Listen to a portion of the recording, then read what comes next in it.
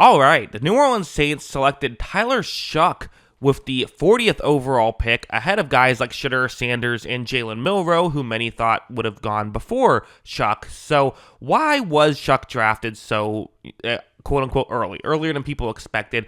And how good of a player could he end up being for the Saints if he ultimately gets into a lineup? Because, hey, top 40 pick. I mean, there's value there, right? So let's get into it. Let's talk about some film. One thing I really like about him is a play like this, where it's going to be a man coverage concept, and you see the route on the screen going to be going up towards the sideline. Well, when this play begins, you're going to see that right here. So you have a receiver who is, getting ready to cut. He has not cut yet. But if you look over at Shough, you see that he is getting ready to throw this football now. So he is throwing with anticipation, right?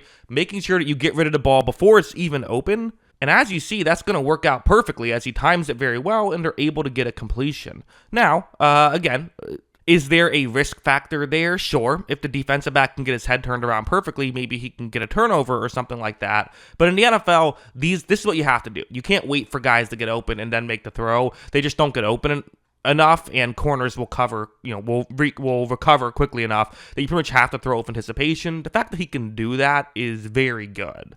And he also can do stuff like this, where I don't know if I would describe Shough as an uber athlete or anything like that, but every now and then he has his moments. This play, you see it's zone coverage, and you see how it's designed to work. One receiver kind of going shallower, one going a little bit further deep, hoping one gets open.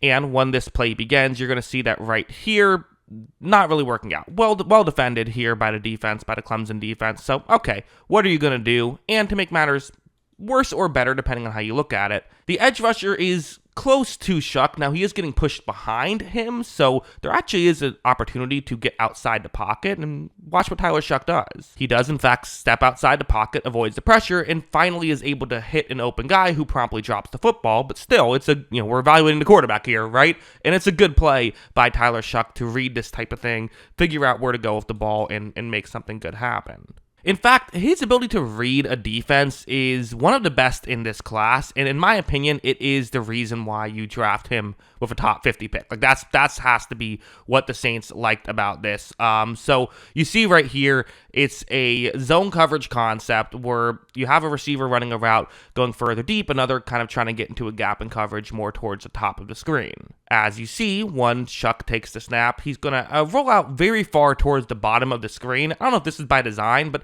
that's not really how I would want to do that, because, I mean, he's well below the hash marks on the bottom of the screen. He's close to the numbers, because remember, college football has hash marks further away. It's a tough throw here. Quite frankly, this is not a throw you can make. It's too far away, and there are players over the middle that can make a play on the ball if you try to do it. You can maybe try to throw a laser high and hope it works, but it's not a smart read here. So instead, he's going to smartly scramble out a little bit and waits for something to open up, and something does open up, and he gains some yards on that play. Again, that's what I want to see out of quarterbacks. It's all about a play is going to happen, and then how much value is expected on that play, and then how much do you maximize the value. On this play, there was very little value expected on it, and he was able to still make it a productive play, and that is what I like about him. And it's not like he's one of those guys who can only make a layup. He can make a tough throw, too, if he has to. Like this one, for example. It's going to be a deep shot here and what's going to essentially become a one-on-one matchup.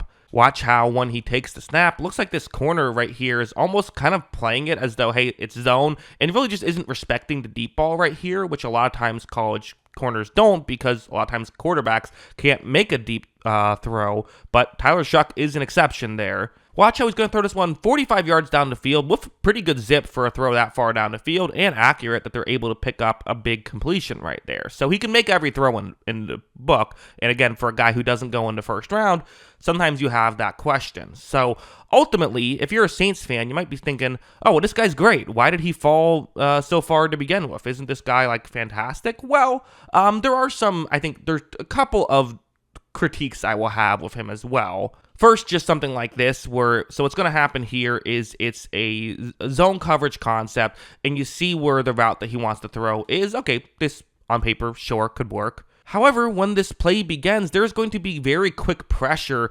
Shough, you did see he kind of pump faked a little bit. He's now here. And this is something that's bubbled up a lot. I wouldn't just bring this up if this was a one-time thing. But you see him a lot of times have a really wonky throwing motion when he's under pressure. Like, watch how he's going to just watch him when he throws the ball. Watch how he almost just like sidearms it without getting the rest of his body going, and we've seen him really kind of miss on some of these badly, and I don't know why he does this, but he needs to get this out of his game. He's not, Mahomes can kind of get away with it because he can somehow make the throws work. Shough does not, and a lot of his lowlights, because there are some lowlights. You see it on Twitter, there's people posting his bad plays. A lot of times it's when he will get sloppy with his motion and his footwork.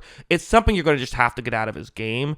Again, I'm sure some Saints fans will say, oh, well, we can take care of that, no problem, because it's just, it's a technique thing. You can fix technique things. But the issue is technique things don't always get fixed, and sometimes when you fix the technique things, you lose something else. Sometimes there's a reason the quarterback throws things that way. He's a 25-year-old player. He plays this way for a reason. Can you really get it out of his game?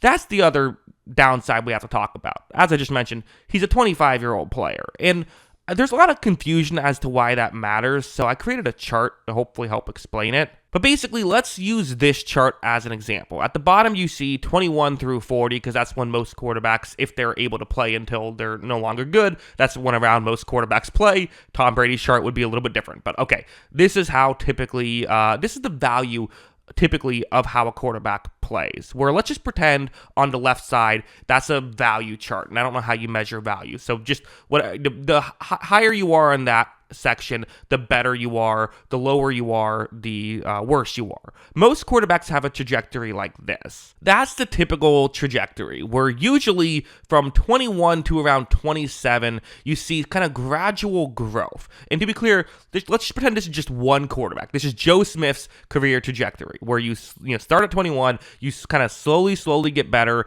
until technically you don't start at 21. But in the NFL, if you're going to be a 21-year-old, that's your earliest you'll play. So from 21 to 27, you slowly get better year after year. From 27 to around 38, you tend to be around that good. There's going to be some fluctuation, but usually you're around your peak from those years, and then you kind of fall off the last couple of years. Now, sometimes guys fall off a little bit earlier if they are more, guys who need athleticism a bit more. Sometimes guys will take a little bit longer to be good if they kind of are good athletes who never had to learn kind of the mental side of things, but this is traditionally how things work, right? Get 100 quarterbacks, you're going to get something like this. But now let's take two different quarterbacks. There's the one on the left and the one on the right. One's 25 years old, one is 21 years old, and you see where their value might be. So typically you look at this and you'd say, oh, well, the guy on the right, that's the guy I would want to draft, right? Because he is currently better than the guy on the left.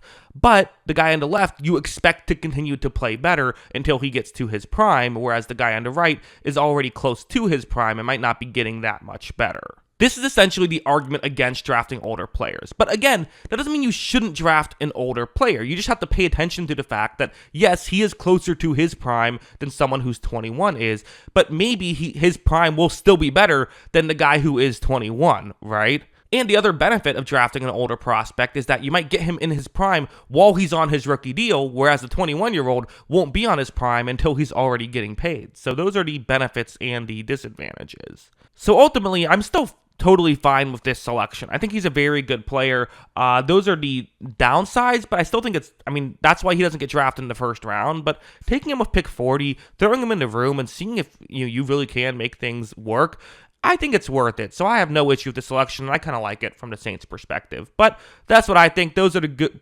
positives and negatives of someone like Tyler Shough. Let me know in the comments below. What are your thoughts? Always love hearing from ya. And of course, as always, thanks for watching.